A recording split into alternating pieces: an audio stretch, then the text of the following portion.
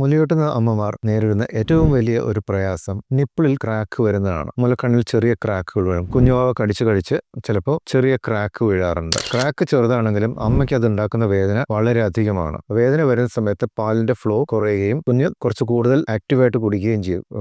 കുട്ടി വളരെ ഫോഴ്സ്ഫുൾ ആയിട്ട് കുടിക്കുന്ന സമയത്ത് ക്രാക്ക് വീണ്ടും വലുതാവുകയും അമ്മയ്ക്ക് കാര്യമായ പ്രയാസം ഉണ്ടാക്കുകയും ചെയ്യും. അപ്പോൾ നമ്മൾ ഇതിന് ചെയ്യാനുള്ള കാര്യം, ഓരോ പ്രാവശ്യം മുലയൂട്ടിയ ശേഷവും ബ്രസ്റ്റും നിപ്പിളും ചൂടുവെള്ളം വെച്ച് നന്നായി കഴുകിയ ശേഷം ബട്ടറോ അല്ലെങ്കിൽ നിപ്പ് കെയർ പോലെയുള്ള എന്തെങ്കിലും ഒരു ചെറിയ എമോളിയന്റ് അവിടെ അപ്ലൈ ചെയ്ത് കഴിഞ്ഞാൽ നിപ്പ് ക്രാക്ക് വരാനുള്ള സാധ്യത കുറവാണ്. നല്ല രീതിയിൽ ക്രാക്ക് ഉള്ള സമയത്ത് സിലിക്കണിന്റെ നിപ്പിൾ ഷീൽഡ് അവൈലബിൾ ആണ്. ചെറിയ നിപ്പിൾ ഷീൽഡ് നിപ്പിളിന് പുറത്തായിട്ട് അപ്ലൈ ചെയ്തിട്ട് അത് വെച്ച് വാവയെ കുടിപ്പിക്കുകയാണെങ്കിൽ വാവയ്ക്ക് നിപ്പിൾ ഷീൽഡ് വഴി കുടിക്കുകയും അമ്മയ്ക്ക് ആ ഡയറക്റ്റ് ഇമ്പാക്ട് വരികയും ചെയ്യില്ല.